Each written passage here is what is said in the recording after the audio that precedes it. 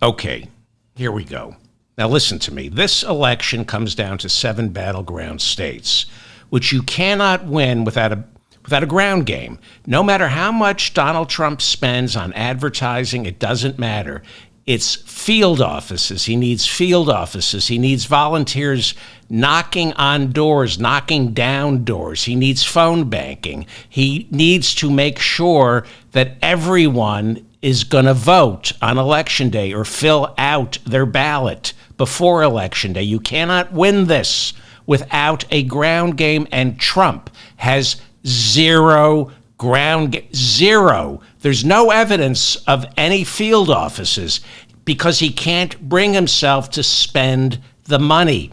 He thinks all these donations are his. That's my cash, not your cash, my cash. Now, in the past, Donald Trump has relied on church groups, evangelicals who have one of the most effective get out the vote operations in modern American political history. But Trump, well, he's fishing for more votes. He's calling the Florida abortion ban too harsh, and he's promising women reproductive freedom.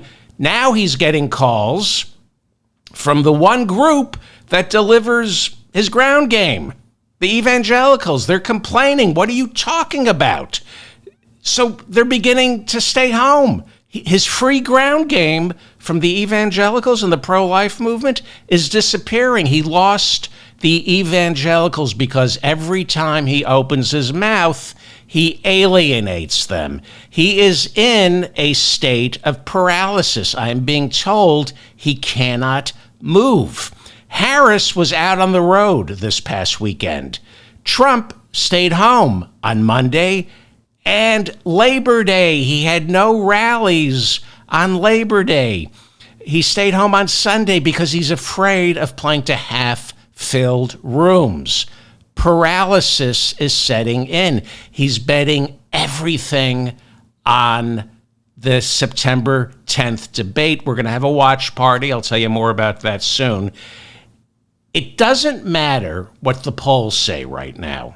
Without a ground game, without Donald Trump willing to play half-empty rooms in swing states, he's going to lose. The polls don't quite show lack of a ground game yet, but they will on November 5th. It's later than you think. Early voting begins in Pennsylvania on September 16th, and residents of North Carolina can start filling out their mail-in ballots this Friday. It's later than you think, especially if you live in North Carolina, where one of the names on the ballot is North Carolina Lieutenant Governor Republican Mark Robinson. He's running for governor. Robinson is a born-again Christian pastor who rails against same-sex marriage, homosexuality, adultery, premarital sex, temptation, and abortion. Well, it turns out he was a frequent visitor to 2 24-hour adult video stores back in the 1990s and early 2000s. That's according to new reporting this morning in the Assembly. Robinson, now a candidate for governor of North Carolina, reportedly visited 2 adult video stores as many as 5 times a week. It's a busy guy. 5 times a week to watch pornography in private booths, and he purchased hundreds and hundreds of bootleg porno videos produced in New York City that were considered too risque for North Carolina. 5 men who either worked at or frequented, these are the video stores, Gents Video and News, as well as I-40 Video and News. I'm going to assume I-40 Video and News is on Interstate 40. And I guess they sell pornographic videos and newspapers, right? 5 men who either worked there or frequented these 2 establishments now say they saw the pastor. Did I mention Mark Robinson's also a pastor? They saw the pastor in these 2 stores all the time. One former employee says Lieutenant Governor Mark Robinson still owes him $25 for a compilation of super hardcore porn that Lieutenant Governor Robinson promised to pay him for, but never did. I don't understand. Why would a pastor opposed to adultery, premarital sex, abortion, homosexuality, and temptation spend all that money and time watching pornography? That doesn't make any sense to me. The Arizona Republic reports this morning that Arizona Republican state senator, self-avowed white nationalist, and Trump supporter Wendy Rogers celebrated a victory by the far-right German AfD party in a state election over the weekend by taking to Twitter. She took to Twitter to celebrate the far-right German AfD party's victory. She took to Twitter and typed out the words Deutschland, Deutschland, über alles, which some of my listeners might be old enough to remember as the rallying cry for Adolf Hitler's Nazis. Okay, Wendy Rogers, Arizona Republican state senator, is chairwoman of Arizona's Senate Elections Committee and is a member of the Oath Keepers, which figured prominently in the January 6th insurrection. Huge Trump supporter, shares of Trump Media and Technology Group, that's the company behind Truth Social, shares of that company tumbled more than 7% on Tuesday to an all-time low of $18 a share. Half of Donald Trump's $5 billion fortune is tied up in shares of this company, and he can't sell any of them until next month.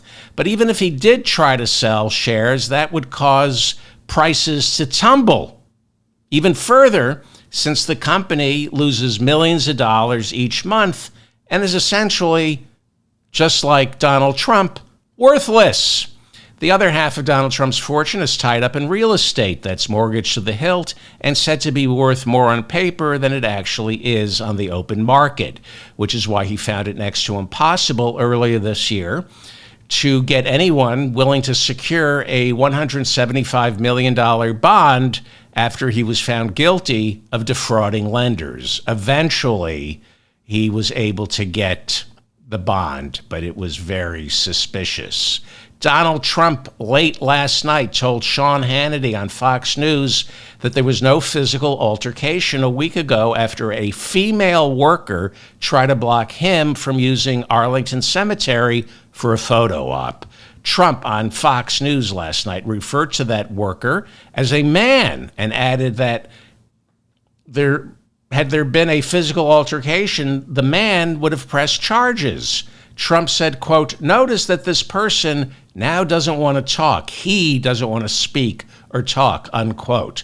That's because she, not he, told officials she was afraid to press charges for fear of violent retribution from Trump supporters. Stephen Chung, Trump's campaign spokesman and part-time male underwear model, Stephen Chang said late last night, quote, "There was no conflict and no fight, just a staffer from the cemetery who tried to block the movement of some individuals." Yes, a woman who you shoved out of the way and she called the police.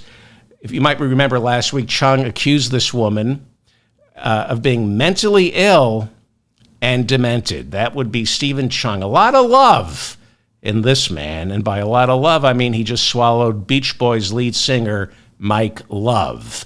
Big news coming out of the key battleground state of Pennsylvania, a must-win for Kamala Harris, where she is now locked in a dead heat with Donald Trump.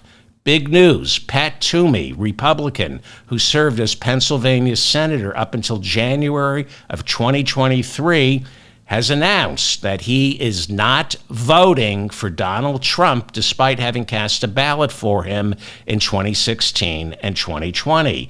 Senator Toomey said he will not be voting for Kamala Harris either. Toomey is a fixture in Pennsylvania Republican politics going all the way back to the 90s, even the 80s, and his refusal to endorse Donald Trump signals the dearth of surrogates for Trump when it comes to making his case to voters in Pennsylvania. Trump has nobody in Pennsylvania. Remember Dr. Oz?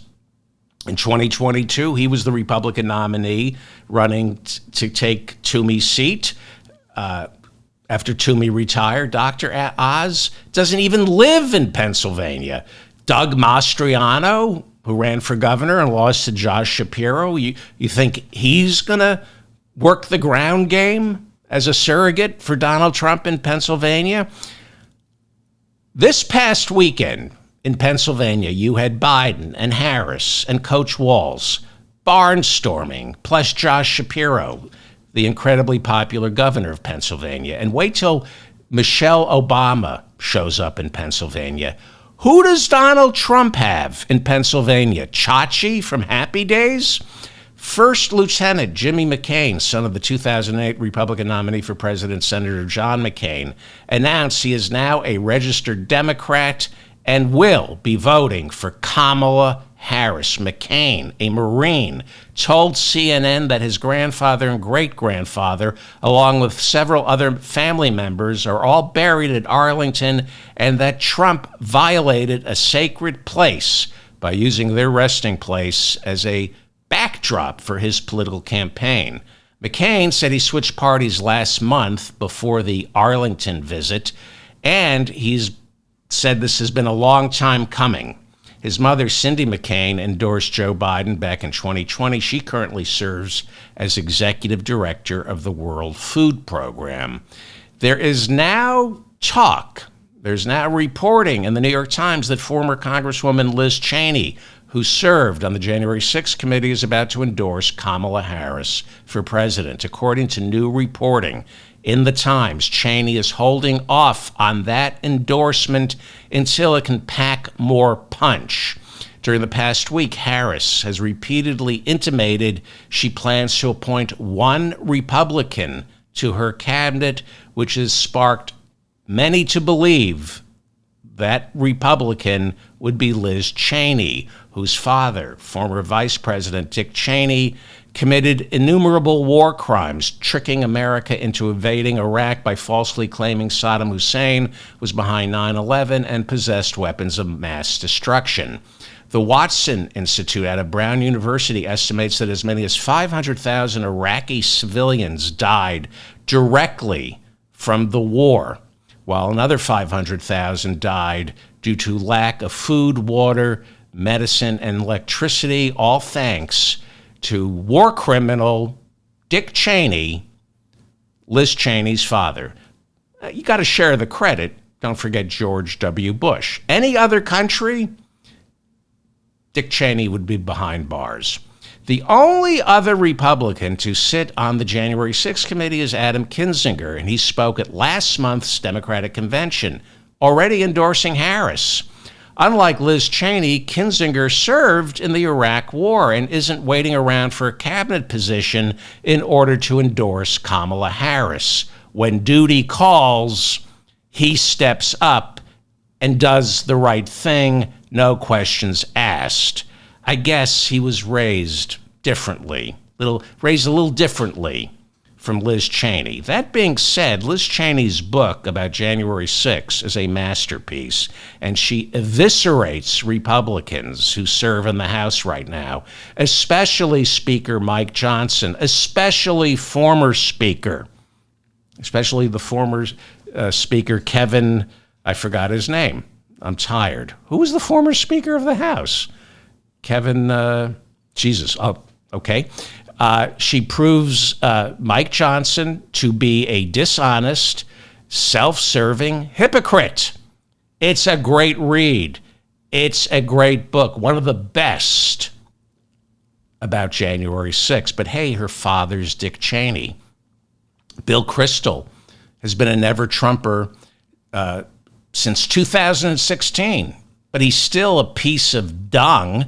He's still the guy who helped destroy Hillary Care back in 1993. He still is the guy who banged the war drum for Iraq and has nothing but disdain for the working class.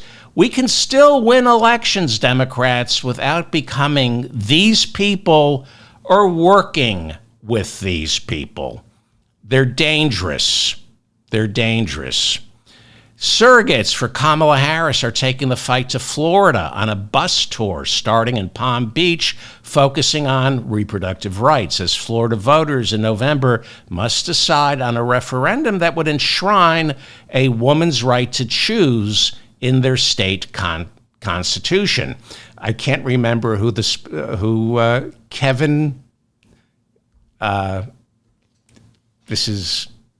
sleep deprived. Not going to look it up, and I'm not going to check the comments section. It'll come to me. You got it. I do puzzles all day to stay sharp. Kevin McCarthy. See, you just got to. Memory is confidence.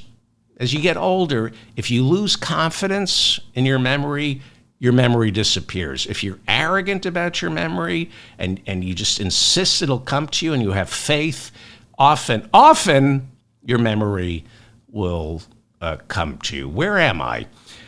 Florida currently bans abortion after 6 weeks, which even Donald Trump is now calling too harsh, and said he, as a resident of Florida, would be voting in favor of the pro-choice referendum, but then his campaign walked that statement back. I talked about this earlier. I'm going to talk about the problems that Trump is having with the evangelicals because of this and how that's affecting his non-existent ground game in a second. But I'm talking about Kamala Harris's phenomenal ground game, okay?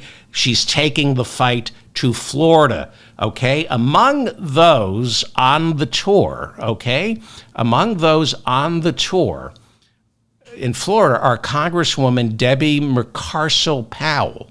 She's the Democratic nominee running against Republican Senator Rick Scott, who stole $1 billion from Medicare and Medicaid.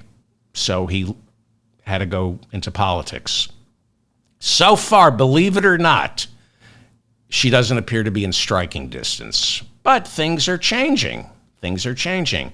In October, I suspect, what's going on here? What's going on? Here we go. In October, I predict the Harris campaign is going to try to open up the map so she can target the following states: Florida, Ohio, Texas, Indiana, and Iowa. I said back in August that if Harris starts feeling secure about Pennsylvania, she would open a front very early in September down in Florida. And it's happening. I said, go back and listen. I said, if she sees polling where Pennsylvania looks more solid, then she's going to take the fight to Florida in early September. And that's exactly what she's doing. She's opening a front very early in Florida. Now, she hasn't stepped foot there since she got the nomination, I don't believe. When she steps foot in Florida, then the roof starts caving in on Donald Trump. I don't see her going to Florida until October. And Trump cannot face her in Florida, and he can't chase her around the map. He can barely chase Kamala Harris in Pennsylvania. And I keep telling you, he has zero surrogates softening the field for him. J.D. Vance is a net negative. He doesn't help. He pushes voters away. So Harris doesn't have to go to Florida for another month. She's got the Obamas, the Bidens, the Clintons, her husband Doug Emhoff and his parents.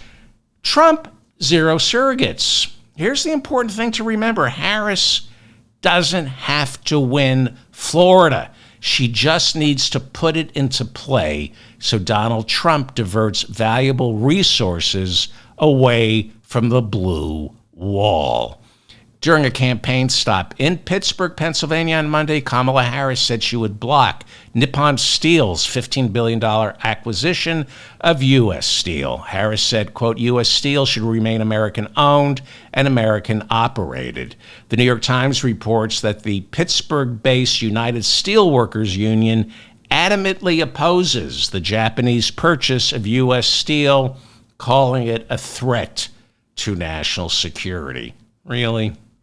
I mean, I'm all for a little protectionism and keeping jobs in America, but is it really, is Japan, is Nippon Steel really a threat to America's national security?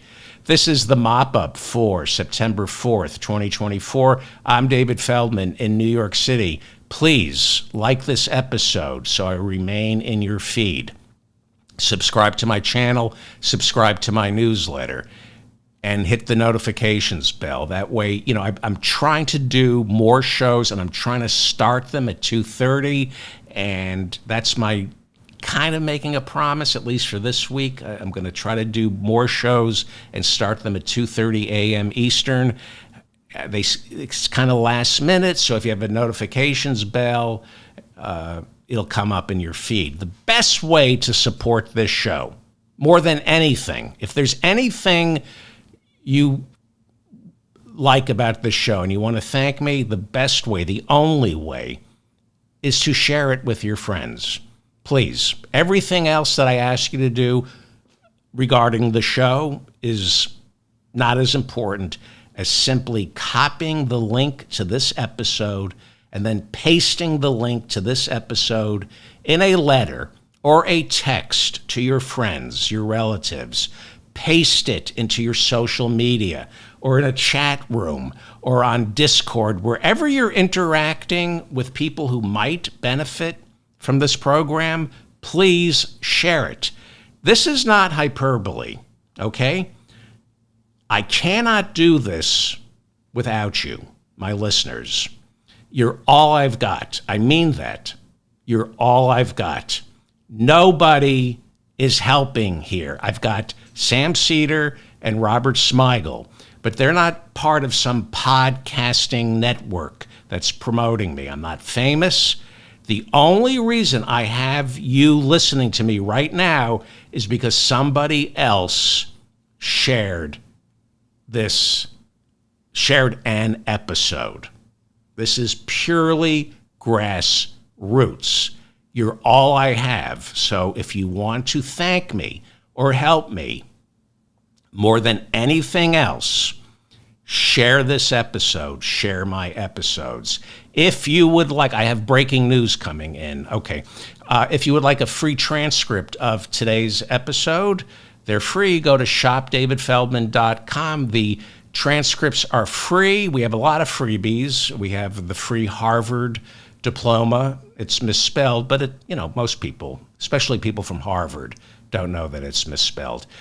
These are free because my listeners have been stupid enough to go to shopdavidfeldman.com and buy useless crap like my Still a Democrat coffee mug with a broken heart, my coffee mug that says made in Los Estados Unidos, my coffee mug with Albert Einstein saying I'm surrounded by idiots, my worst case scenario map. You're all familiar with that by now. I've put it on a coffee mug. It's a great souvenir for 2024.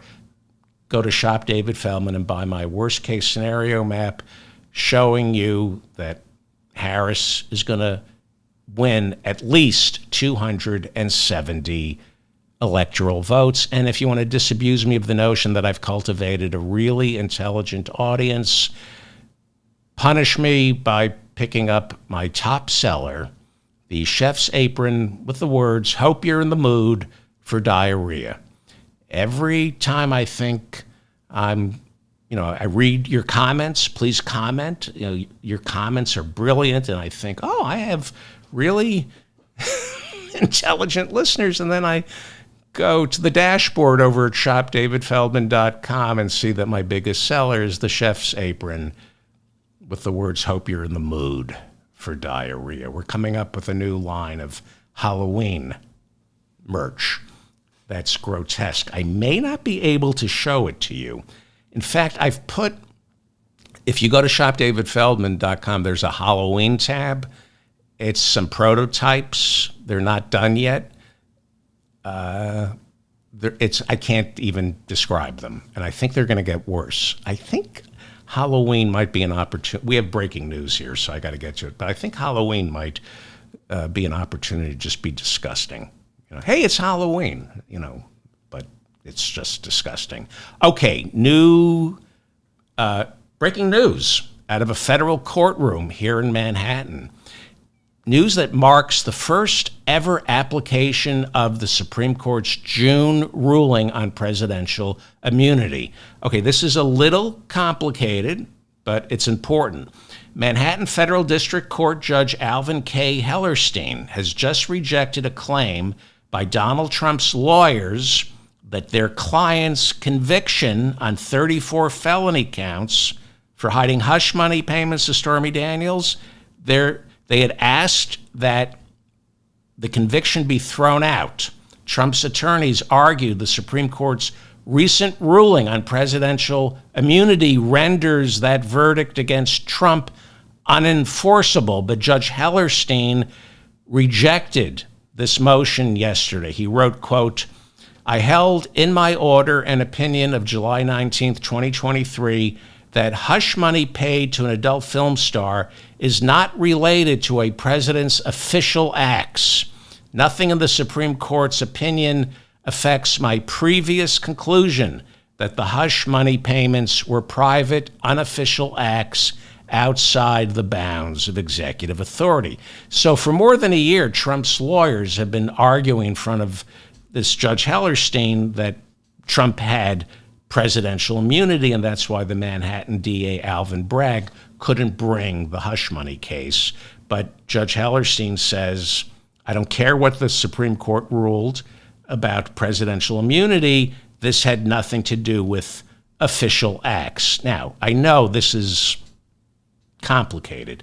You might recall the Supreme Court in June ruled ex-presidents enjoy immunity from any crime they committed while performing their official act as president.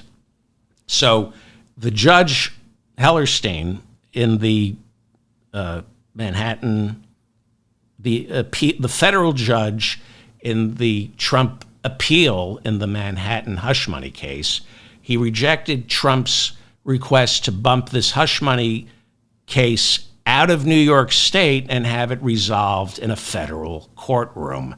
Okay? Why? Why do Trump's attorneys want this hush money case where Trump has already been convicted? He's going to be sentenced later in the month. Why do they want the appeals process taken out of New York State and placed in a federal courtroom? Why? You know why. Because if Trump wins in November, his presidential pardons don't extend to state or local courts. He needs this trial to be bumped up into a federal courtroom so he can pardon himself. So the Supreme Court eventually is going to hear this case. Maybe, with this court, I wouldn't put it past them to take this and throw out the Manhattan criminal trial as well as the Georgia RICO trial by ruling that ex-presidents can only be tried in a federal courtroom. I don't have time. I could make an argument for that.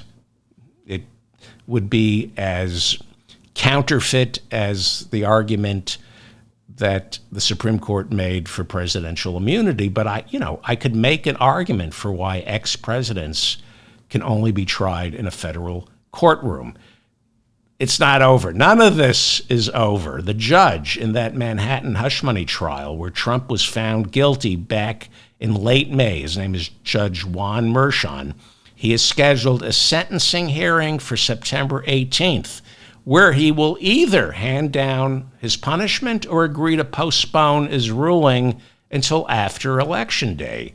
I think Trump will get a lighter sentence before the presidential election than he will after he loses the presidential election. Meanwhile, you might remember Trump's indictment in the Washington, D.C. election interference case was thrown back down to the lower courts for them to parse out which indictments were for official and unofficial acts.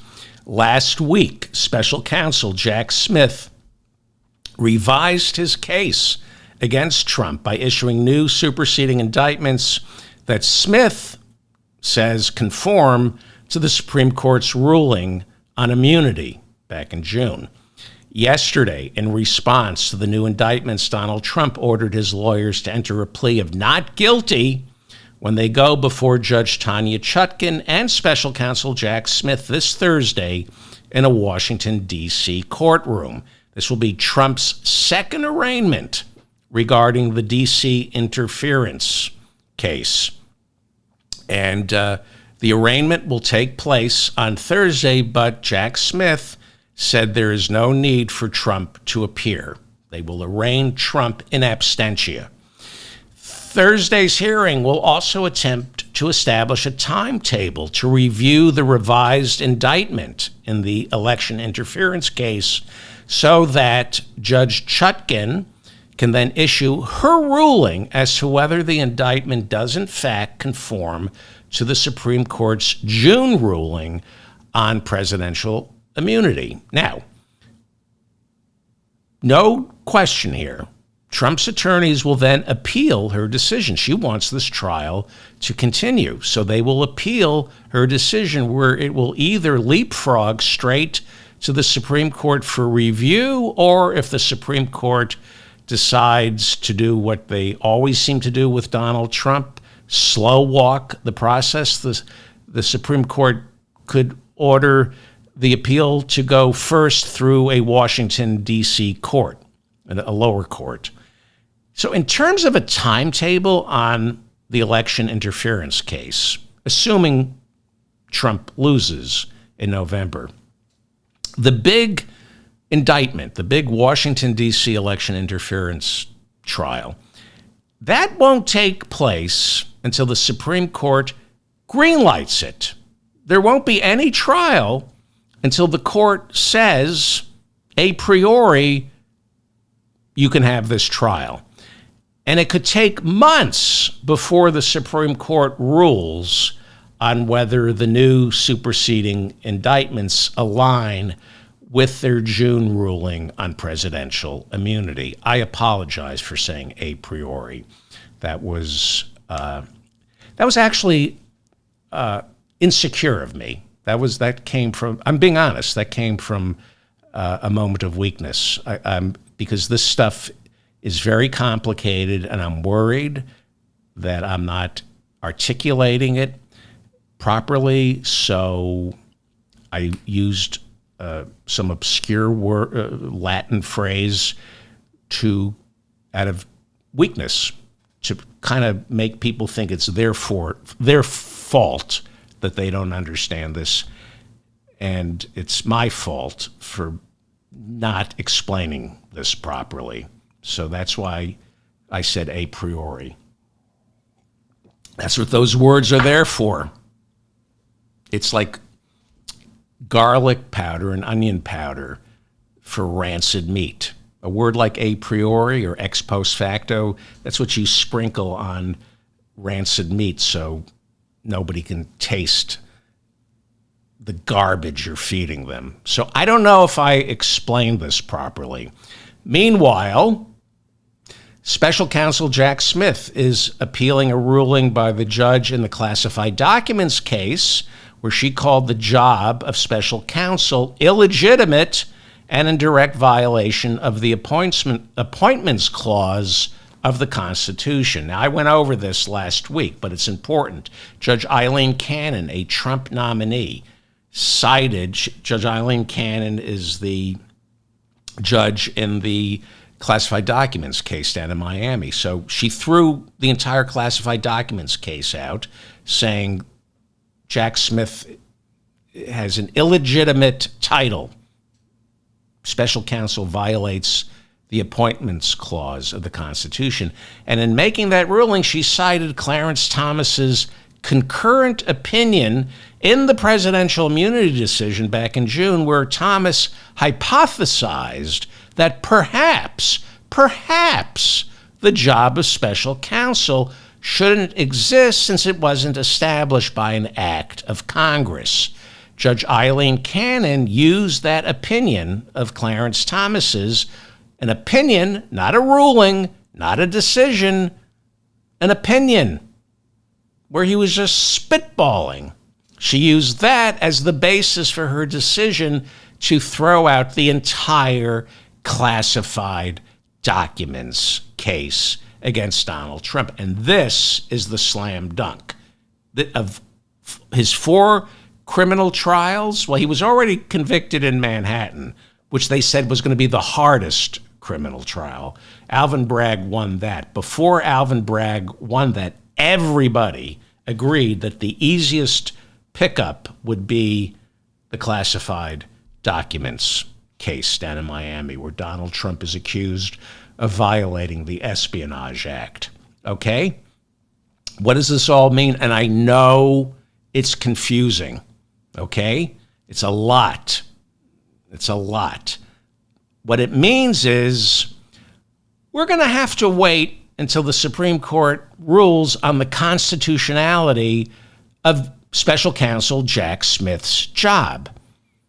See how justice works in America? When you have hundreds and hundreds of millions of dollars in campaign donations at your disposal to spend on lawyers the way Donald Trump does, you never have to go to prison. You just remain in litigation. And Donald Trump has spent his entire adult life in litigation. All civil, 4,000 civil trials. These are his first criminal trials. The Trump Organization has been, anyway, what special counsel Jack Smith has to do is charge Donald Trump with wire fraud. And the Federal Elections Commission has to get off its ass and say, no, people who donate to a super PAC thinking their money is being spent on investigating election fraud, if that money is spent on legal fees or Trump Force One or Melania's hair and makeup, that's fraud. It's against the law. None of these trials would exist if it weren't for the Save America PAC that Donald Trump set up right after he lost in 2020. That's funding all this garbage, okay? More news on Donald Trump. Last month, you might remember, the Washington Post reported that there is evidence to suggest that Donald Trump, right before taking office in 2017, accepted an illegal $10 million cash bribe from the government of Egypt. Now, federal law forbids presidential campaigns from accepting donations from foreign nations. And the Emoluments Clause of the Constitution forbids presidents from accepting gifts from foreign countries. According to the Washington Post, there's reason to believe Egypt reimbursed Donald Trump for the $10 million in cash that he took from his own checking account to inject into his presidential campaign during the final days of the 2016 election. The Post reports that soon after the FBI and Justice Department officials began looking into the money transfer from Egypt to Donald Trump, $10 million, Trump's Attorney General, Bill Barr, shut down the investigation. Trump's official campaign spokesman, Stephen Chung, seen here boarding a plane before being told it's unable to take off unless he leaves.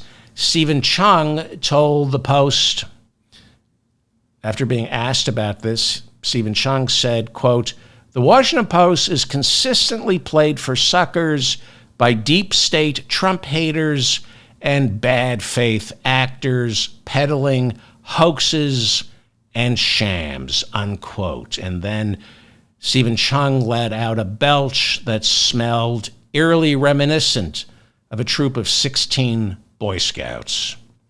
And now Jamie Raskin, the ranking member of the House Oversight Committee, has launched an investigation to determine if Egypt did in fact replace the $10 million that Trump personally put into his 2016 presidential campaign.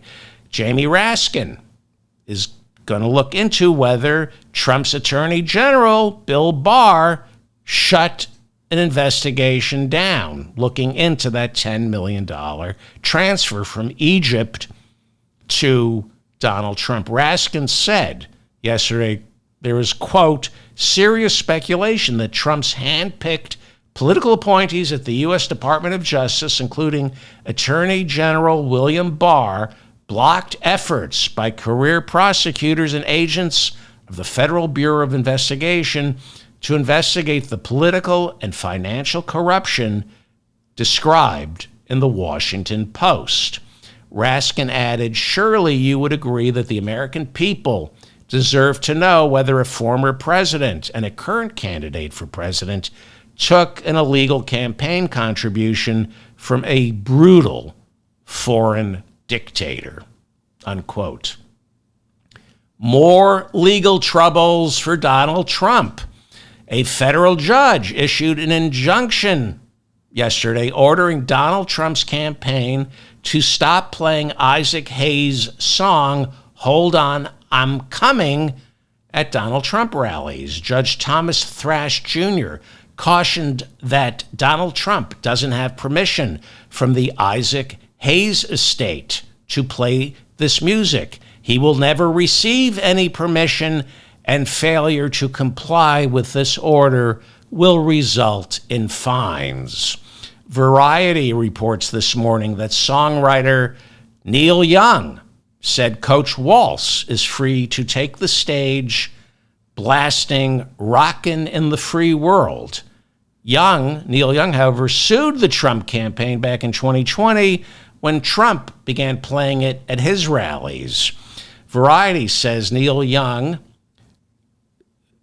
said back then, quote, imagine what it feels like to hear Rockin' in the Free World after this president speaks like it's his theme song. I did not write it for him, unquote. Neil Young then called Trump's demands for the military to be called in to quell Black Lives Matter protests unforgivable. This was 4 years ago. The Swedish rock group ABBA is now seeking a court order to prevent Trump from playing any more of their songs at his rallies. This follows the Foo Fighters and Celine Dion also issuing similar legal requests. Last year, the Village People sent a cease and desist order to Trump's attorney demanding the Trump campaign stop playing YMCA and Macho Man at his rallies. Despite the request, Trump continues to play music from the Village People. The Village People made a similar request during Trump's 2020 re-election campaign after Trump, this is the same reason Neil Young gave. They asked Trump, stop playing our music after Trump ordered the military to fire tear gas at Black Lives Matter protesters in Lafayette Park and hit them with batons so he could walk to St. John's Episcopal Church and get photographed holding a Bible. Now I'm looking at that picture, that photo. I just can't believe that Donald Trump would exploit our military for a photo op. That is just so unlike Donald Trump, to use our brave men and women for crass political opportunism. I just don't believe he would ever do something like that. And Jack White from White Stripes is demanding that Trump stop playing his song, Seven Nation Army. Jack White took to Instagram last week, and he very politely asked Donald Trump to stop playing his music. White, this was very measured. This is what Jack White wrote, quote, Don't even think about using my music, you fascist. A double, and I'm going to say F-U, but he said the actual word, a double F-U, Don Old, for insulting our nation's veterans at Arlington, you scum. You should lose every military family's vote immediately, unquote. See, we can all disagree, but we can keep it civilized. A judge in Michigan on Tuesday ruled that Robert F. Kennedy Jr.'s name must remain on the ballot despite the former candidate's request to have it removed. Michigan is 1/3 of the blue wall. A new Detroit News poll out this morning shows Trump now taking the lead by 1 point. Bloomberg reports this morning that Kamala Harris has drawn 52,000. Come on. Let me start again. Bloomberg reports this morning that Kamala Harris has drawn 52,000 new volunteers since becoming the nominee, and Democratic county leaders are overwhelmed. They're not able to process this many volunteers. They're trying. Bloomberg reports that the campaign office in Greensboro, North Carolina, has been described as, quote unquote, a madhouse, with 30 new volunteers showing up every day offering to knock on doors. Forget polls. They're important. It's the ground game. She's got the ground game that Trump doesn't have. A new Bloomberg Morning Consult poll out this morning shows Harris now leading in North Carolina and Georgia. On yesterday's show, I put Georgia in the Harris column, and I cited momentum, I cited enthusiasm, I cited some polling, but I mostly cited the fundamentals and her ground game. Well, this morning, let's talk ground game. Bloomberg reports Kamala Harris now has the largest Georgia ground game in Democratic Party history. So far, Kamala Harris has opened 24 field offices in Georgia with 190 full-time staffers who are paid to organize the hundreds and thousands of volunteers popping into those field offices, wanting to knock on doors, wanting to help people get to the polls, doing phone banking. So far, and I've talked about this, there's little evidence of any Trump ground game in Georgia. They hired a consultant, but Republicans in Georgia, Michigan, and Arizona are telling the Washington Post, we're in a state of panic. There are no field offices here. Maybe a couple, but nothing like what Kamala Harris and Joe Biden, he set these up originally, nothing compared to what the Democrats have. The Financial Times reports this morning that Kamala Harris is launching the largest campaign advertising blitz in American history, spending close to $400 million between now and Election Day.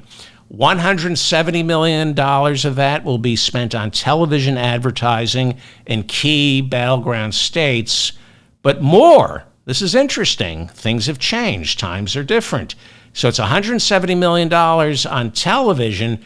$200 million will go towards digital ads on podcasts, YouTube, and other streaming platforms like Hulu or like the Paramount streaming app. A spokesman for Harris told the Financial Times, quote, "We're on pace to spend more on digital persuasion media than any political organization ever." Digital persuasion media. Ugh. Kamala Harris is setting fundraising records. She's reportedly pulled in more cash in the past 6 weeks than Joe Biden raised all year, and now she's spreading the wealth. Unlike Donald Trump, she's spreading the wealth. $24.5 million of her war chest will be handed out to down-ballot Democratic candidates this month, with $10 million going to Senate candidates, $10 million to House candidates, and the remainder going to Democratic candidates for governor, attorney general, and state houses. You might recall earlier in the year, Donald Trump issued an edict that any Republican candidate who uses Trump's name or likeness in a campaign ad must kick back at least 5% of the money raised to Donald Trump. This is not how you win the House or the Senate or the presidency. This is why he doesn't have a ground game, partly because he's just pissed off the evangelicals, who are the best at get out the vote operations. The other reason he doesn't have a ground game is he won't spend the money. He sees a pile of cash and he thinks it's his. So unless the money being spent on a ground game somehow comes back to him, it won't be spent. I've been over this last week. Okay, Politico. This is why Politico reports this morning that Republicans are in a state of panic over how little they have for their House and Senate campaigns. They're not getting any money. You know, he's a fundraising juggernaut. He is. We don't know where it goes, but we do know where it's not going. It's not going to down ballot candidates. Politico reports that Republican leaders say Democrats are outraising them in key congressional districts by as much as $45 million or more. Okay, so after Labor Day, with Kamala Harris cracking open the electoral map, Donald Trump is said to be paralyzed. Over the weekend, Trump held 0 campaign events on Sunday and Labor Day. There was no Labor Day rally. He missed a key opportunity to reach out to workers and lie to them about how he supports them. He's not holding enough rallies. The problem is, every time Donald Trump holds a rally or does an interview like he did last night with Sean Hannity, every time he opens his mouth, he loses voters. Last week, Trump said that as a resident of Florida, he would probably vote in favor of that ballot initiative down there enshrining a woman's right to an abortion. He called Florida's 6-week abortion ban, quote unquote, too harsh. It's unbelievable that he said that. Now, of course, the Trump campaign tried to walk that back. But it served as another in a series of offhand remarks Trump is constantly making to win over white female voters. And every time he does that, he alienates the pro-life base. Last month, Trump received serious backlash after he panicked and said, as president, he would support reproductive freedom for women. Remember that? He said, my administration is going to be great on reproductive freedom for women. That was a disaster back then.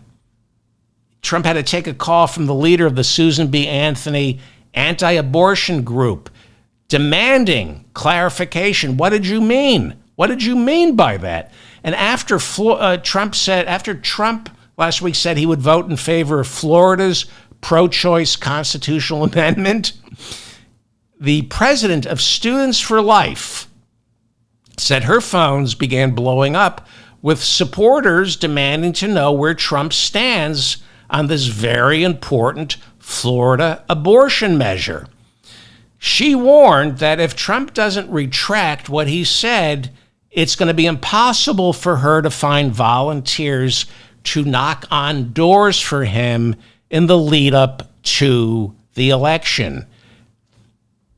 When you talk ground game, I can't stress this enough. Trump doesn't have a ground game. His people don't know how to mobilize volunteers to knock on doors and do phone banking. They are outsourcing this.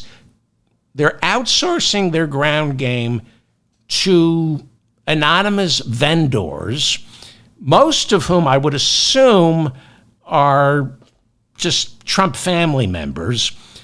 But there is one vendor that mobilizes the vote for Trump, and that is the Right to Life movement, the evangelical community, who has traditionally had one of the most fearsome get-out-the-vote operations in America, especially in places like Pennsylvania, where Rick Santorum is from, Wisconsin, and Michigan.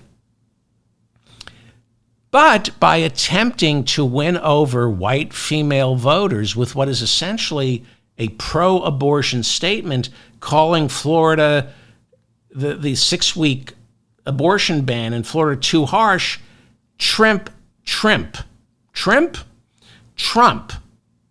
literally sabotaged his ground game.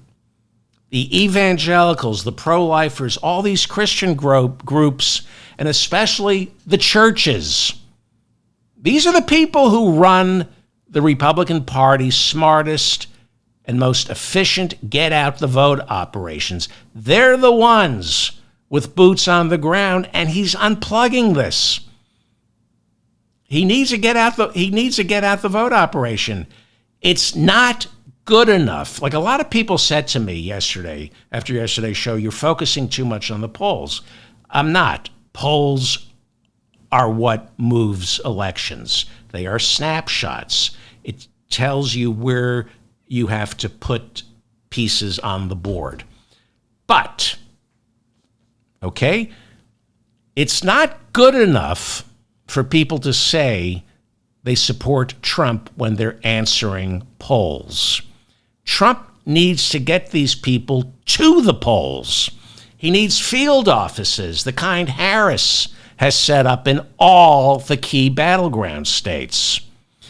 So, when you hear it's picking up for Trump in Michigan, I just reported a poll that shows Trump is now leading in Michigan. I believe the polls are overcounting Trump supporters. It's why I'm saying get prepared. The race will look tighter than it actually is. It's why I am saying the weekend before November 5th, a flood of information will come pouring in showing Trump losing by a landslide. But we won't get that information until the weekend before November 5th. Again, you cannot win these battleground states without a battleground ground game, and this is why he's going to lose. You cannot win as the Republican nominee telling people the abortion ban in Florida is too harsh. Republicans are going to stay home, like Pat Toomey in Pennsylvania. They're not going to vote for Harris. They're just not going to make it to the polls. They're not going to fill out their ballot. They're not going to be able to bring themselves to vote for Trump. They may vote for some down-ballot Republicans, but a lot of these evangelicals, a lot of these pro-lifers feel that they've been conned by Donald Trump. I think these are the first people in Donald Trump's life who feel that he's fooled them and taken advantage of them. The San Francisco Chronicle reports that right-wing talk show host Eric Erickson said, quote, "If Donald Trump loses in November, it will be because of his improvisational approach to abortion that has alienated the pro-life community that cost him his victory, unquote. Now, the debate, I'm going to do a debate watch party for September 10th. I don't know the tactics that Kamala Harris is going to employ, but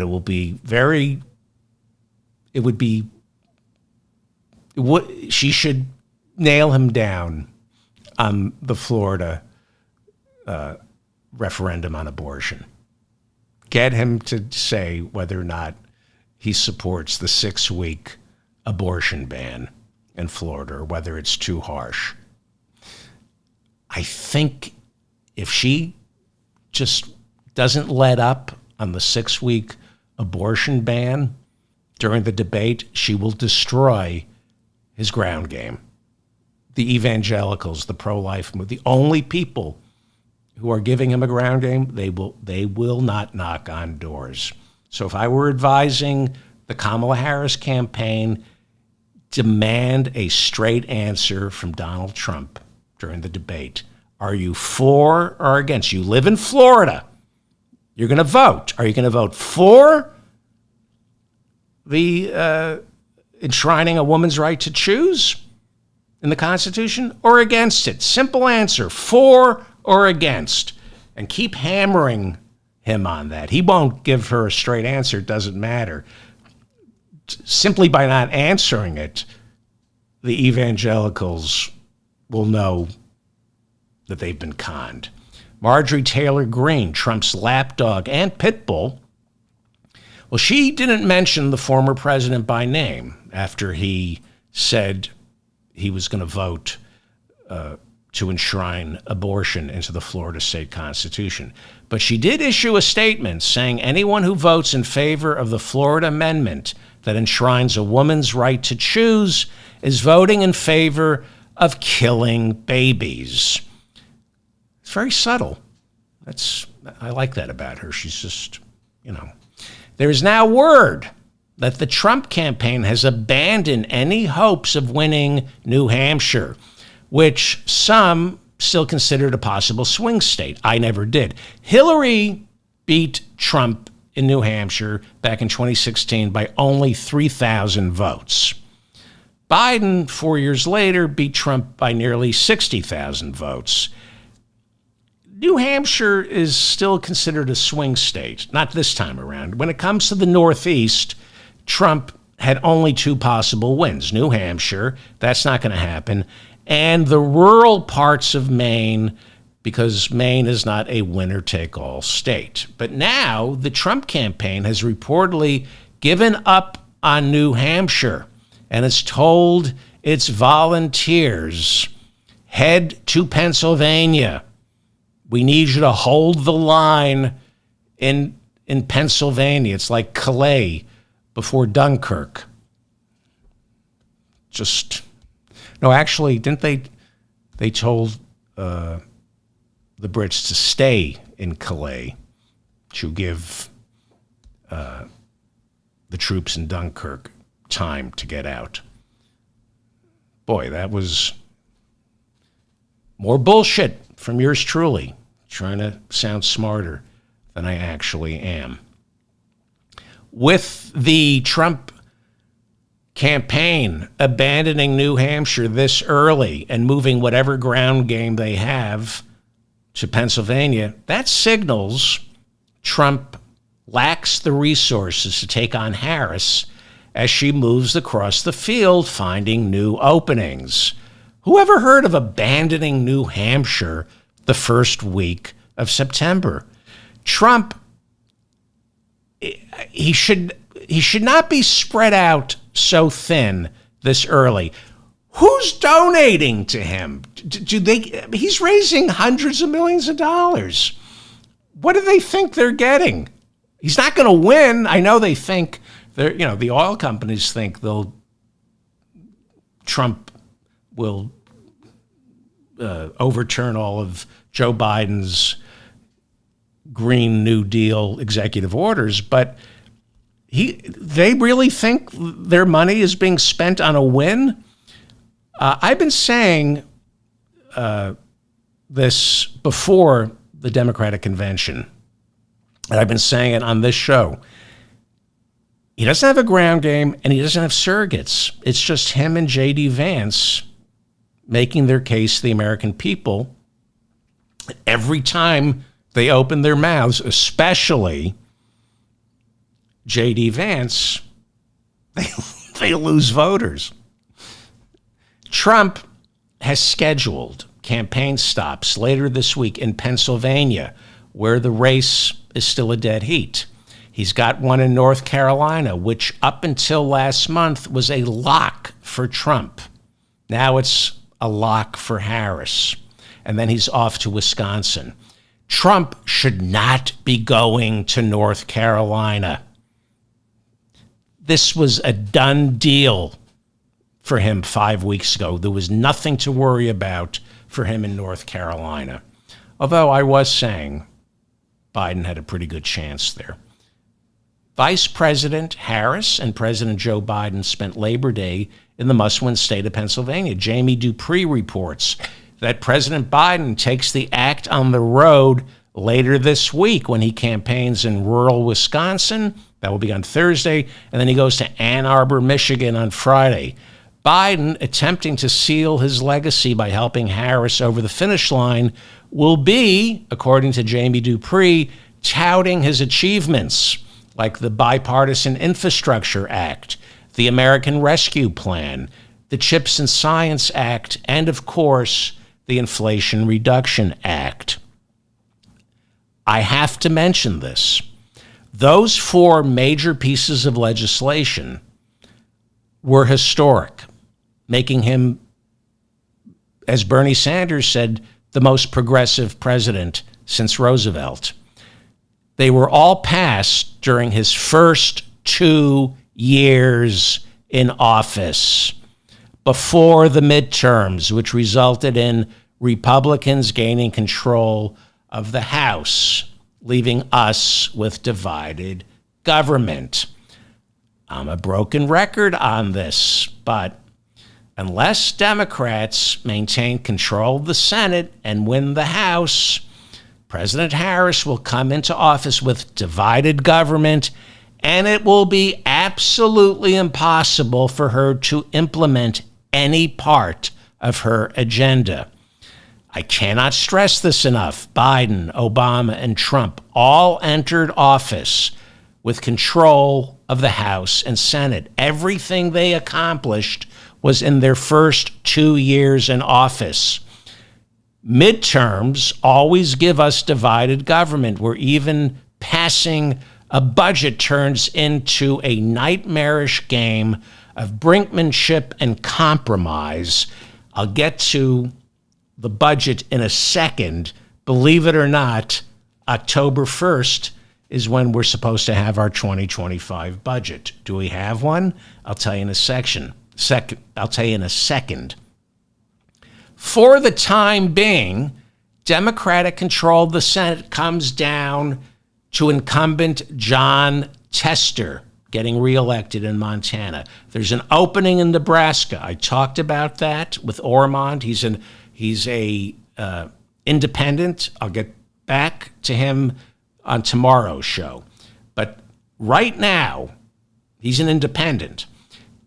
Tester is a Democrat, okay? His opponent is Republican Tim Sheehy. And according to new reporting by Sharkusta News, audio has now surfaced of Sheehy disparaging Native Americans, in some cases repeatedly perpetuating the stereotype that they are alcoholics. Sheehy is a MAGA Republican who has been supported by Donald Trump, and his business is losing millions. He has a business that puts out forest fires, and he's leveraged too much, and there were a shortage of forest fires this summer, so he's going bankrupt. Guess what's coming up? October 1st. The federal government must pass another budget. I know, it's like it happens every year. We just passed one, something like 6 months late. Was it what, February or March? They finally got around to passing it. Now Congress has to pass a budget for 2025, and they're not even close. Imagine that. So, in about a week, there's going to be talk of a shutdown and a showdown between Democrats and Republicans on Capitol Hill about passing a continuing resolution. You all remember what a continuing resolution is. It's a bill to temporarily fund the government for a specified period until a 2025 budget can be passed. So they have to fight over a continuing resolution, okay? President Trump now says, I welcome the government shutting down on October 1st. He says, forget the continuing resolution. He wants the government shut down unless Congress passes and Joe Biden signs a bill that he and Speaker Mike Johnson crafted earlier in the year, preventing non-citizens from voting in American elections. Well, it's already against federal law for non-citizens to vote in elections, but Trump and Johnson want to make it doubly against the law. So they have this new bill that they're going to tie to the continuing resolution. They're going to hold the continuing resolution hostage unless Congress, the Senate, and Joe Biden signs a bill that's called the Safeguard American Voter Eligibility Act, which requires all voters to present proof of citizenship before being allowed to cast a ballot. Proof of citizenship. Sounds reasonable, does it? Doesn't it? Well, how hard is it to show proof of citizenship? Think about this. Do you have a passport? Now, I have a rough idea where my passport is. My birth certificate? No idea. Absolutely no idea. Forget it. Now, driver's license? Yes, but a driver's license doesn't count since they're being issued to undocumented immigrants. So, proof of citizenship. Ask yourself, how many millions and millions and millions of Americans, especially middle-class, low-income Americans, how many of them will be able to find their birth certificate or a passport, if they even have one? So, the budget, the 2025 budget, has to be passed in fewer than 4 weeks. Congress still hasn't returned. They come back next Tuesday. You can be certain that Speaker Mike Johnson, on orders from Donald Trump, will be threatening to kill any chances of a continuing resolution unless Biden signs this bill. Okay? This is setting the stage for another budget showdown, another threat of a government shutdown. Donald Trump appeared on a podcast yesterday claiming that millions and millions and millions of non-citizens voted in the 2020 presidential election and will try to vote again in this year's. The New Republic reports this morning that the Brennan Center studied the issue of non-citizens voting and concluded that in the 2016 presidential election, after which Trump claimed Democrats bussed millions of Mexicans over the border to vote for Clinton. That's why he said he lost the popular vote, because Clinton and the Democrats rounded up Mexicans, put them on buses, and had them rack up popular votes for her. So the Brennan Center looked into non-citizen voting. The number of non-citizens voting in 2016 came to 0.0006%. And that would be non-citizens accidentally trying to vote. Confused, because here in New York City, we do allow non-citizens to vote in local elections. A lot of cities are doing that now, and rightfully so. So the number of non-citizens voting came to 0.0006%. And they were caught. Meanwhile, the Center on Budget and Policy Priorities issued a new report on what budget negotiations are going to look like as the Christian Speaker Mike Johnson jumpstarts the budget process next week. Mike Johnson, Christian, devout Christian. According to the Center on Budget and Policy Priorities, Republicans have released 3 budget proposals for 2025. One proposal comes from the House Republican Study Committee. Now, that's just a proposal coming out of the House Republican Study Committee. The other comes from the Republican-controlled House Budget Committee. They have a budget resolution that establishes a framework for budget negotiations. And then, of course, there's the Heritage Foundation's Project 2025. Okay? Let's first talk about the Republican Study Committee's budget proposal.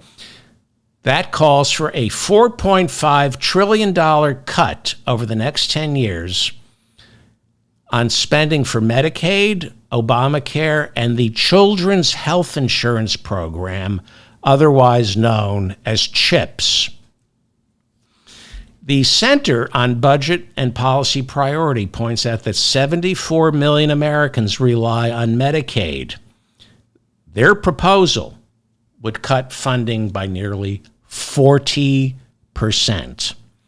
The Republican Study Committee is also calling for a 22% cut in spending for the Supplemental Nutrition Assistance Program, otherwise known as SNAP benefits, which we all know as food stamps. 41 million Americans rely on this program that the Republican Study Committee wants to cut by 22% as the price of food goes up. Meanwhile, Project 2025, their budget proposal, they recommend cutting summer food assistance programs like the one Coach Waltz set up in Minnesota, where all children attending public and charter schools are given free breakfast and lunch, even during the summer when school is no longer in session. Doesn't matter, rich or poor, every child, so there's no stigma attached, every child in Minnesota gets free breakfast and free lunch all year round, thanks to Coach Waltz in Minnesota. Project 2025 calls the summer food program an unnecessary entitlement.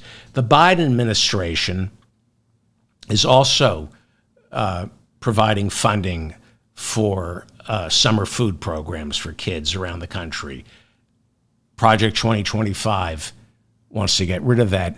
It's an unnecessary entitlement. Feeding children is an unnecessary entitlement. The Republican-controlled House Budget Committee passed a resolution. I just talked about this.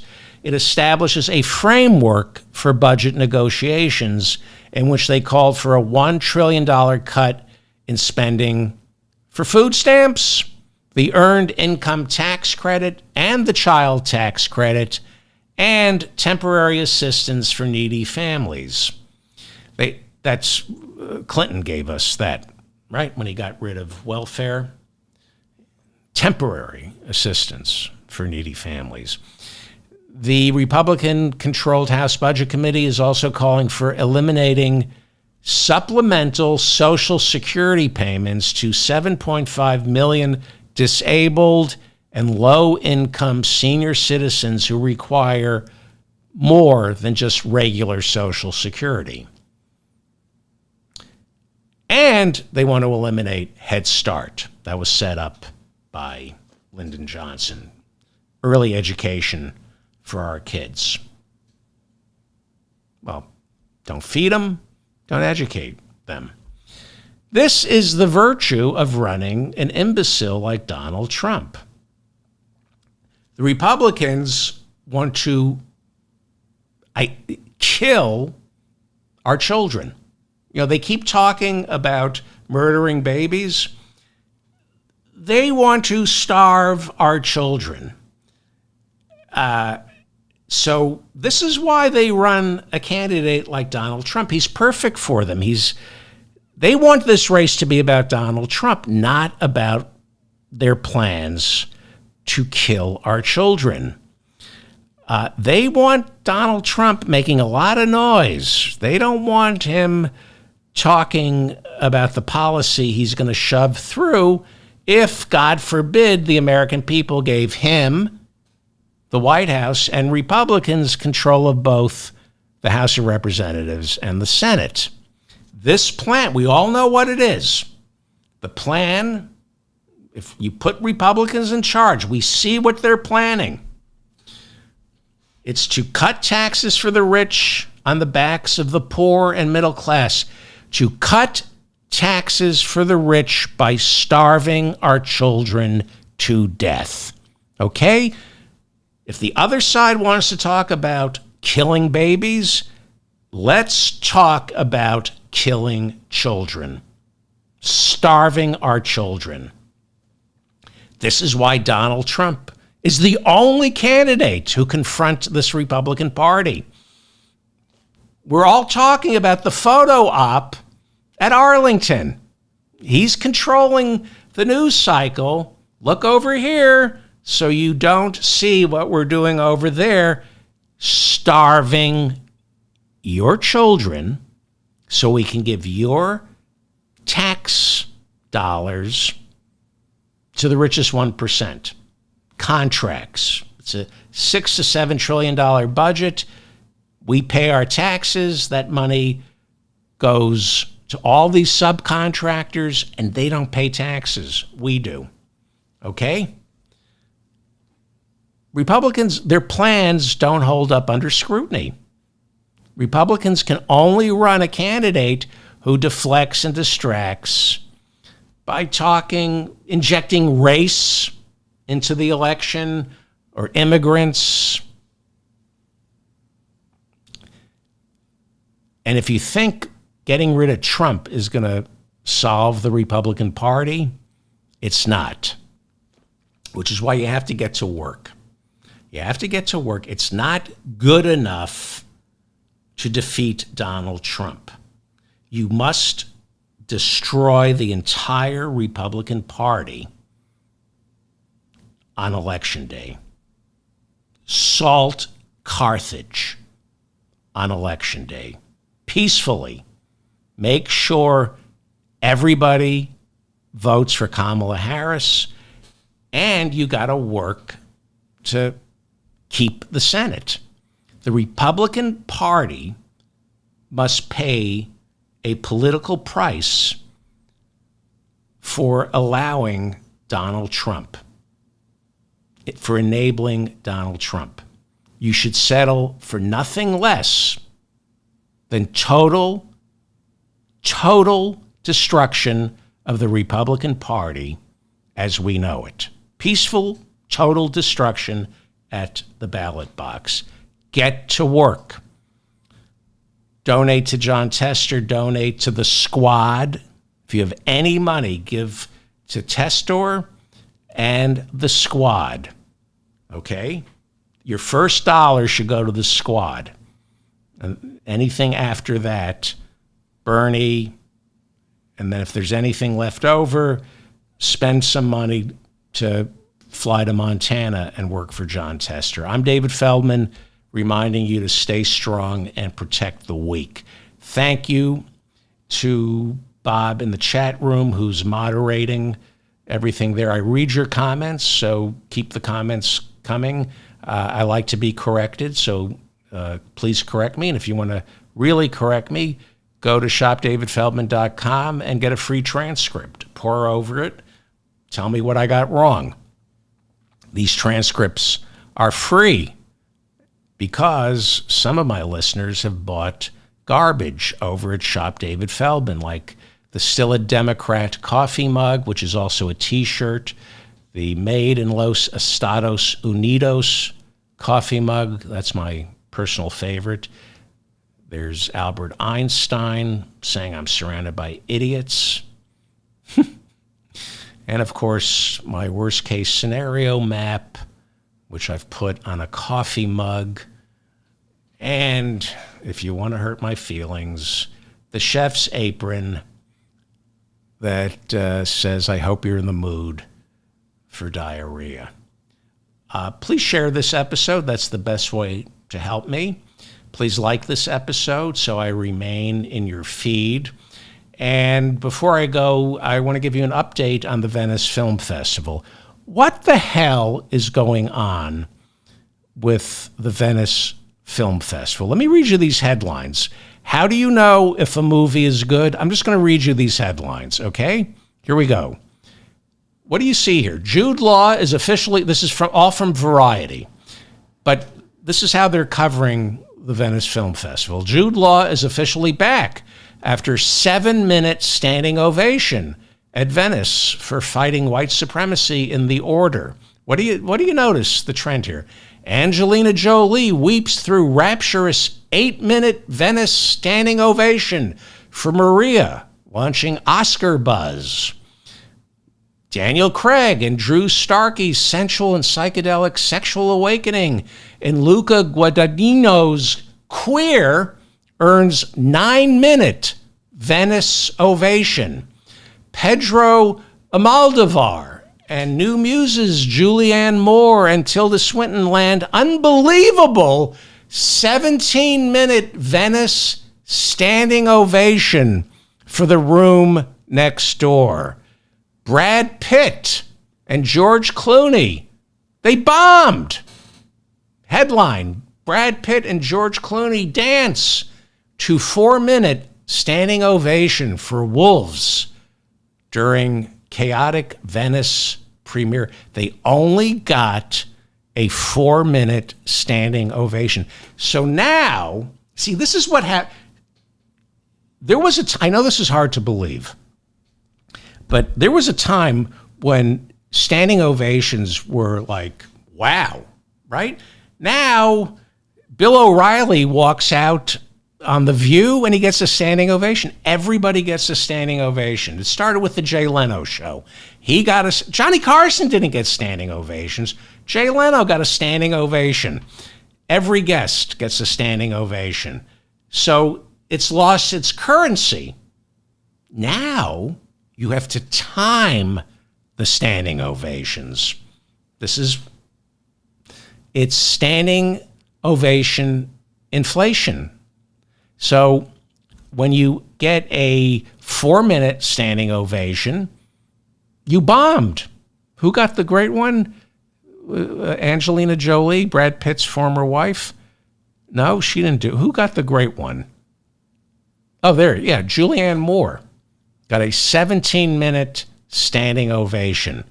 Angelina Jolie, on the other hand, who hates Brad Pitt, bad divorce.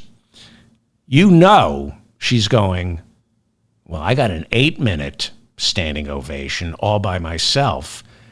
Brad Pitt got a 4-minute.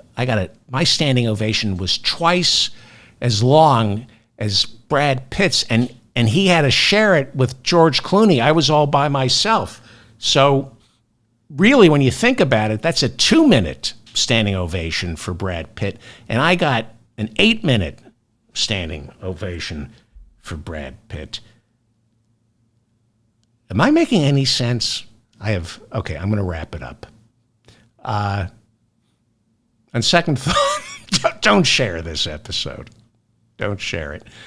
We're going to do a debate watch party on the 10th. So I'll have more information on that. We did one for the last debate watch party. It was fun until the debate started, but it was nice to meet everybody. But wow, it was actually very nice to be in a room with everybody who saw the same thing I saw. So, okay, goodbye. I'm going to try to do tomorrow's show at 2:30 a.m. Eastern. More shows. Thank you, everybody.